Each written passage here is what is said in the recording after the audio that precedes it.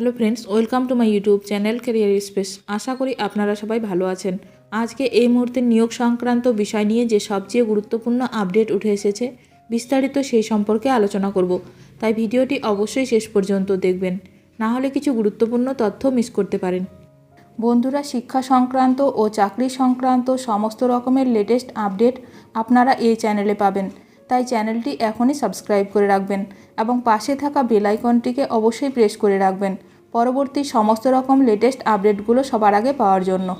Supreme কোর্টে চলা DA মামলা নিয়ে সরকারি কর্মীদের জন্য স্বস্তির খবর এলো।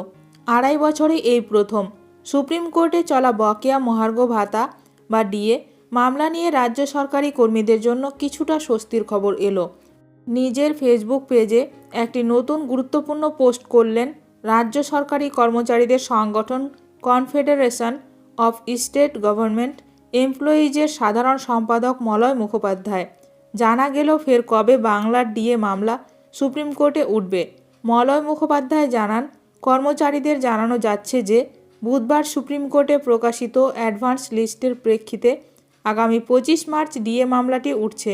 তবে বেঞ্চ এবং সিরিয়াল নম্বর এখনও তা জানা যায়নি, গেলে তা জানিয়ে দেওয়া হবে। রাজ্য সরকারি কর্মচারীদের অপর একটি সংগঠন ইউনিটি ফোরামের আহ্বায়ক চিন্ময় শ্রীমানি সংবাদ মাধ্যমের মুখোমুখি হয়ে জানিয়েছেন, গত 2.5 বছরেই এই প্রথম ডিএ মামলা সুপ্রিম কোর্টের অ্যাডভান্স লিস্টে প্রথম 100-র মধ্যে উঠেছে। অ্যাডভান্স লিস্টে 95 নম্বরে আছে রাজ্য সরকারি কর্মচারীদের ডিএ মামলা।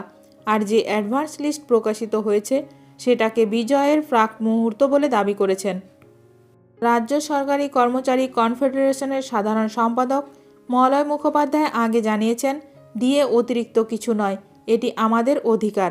আমাদের মামলাটি 14 বার সুপ্রিম কোর্টে তালিকাভুক্ত হয়েছে, কিন্তু এখনও শুনানি হয়নি। কিন্তু আমরা একটি গণতান্ত্রিক দেশ, আমরা লড়াই চালিয়ে যাব। এখন দেখার বিষয় সুপ্রিম কোর্টে এই মামলার কী রায় দেন বিচারপতি। ভিডিওটি ভালো লাগলে অবশ্যই লাইক করবেন।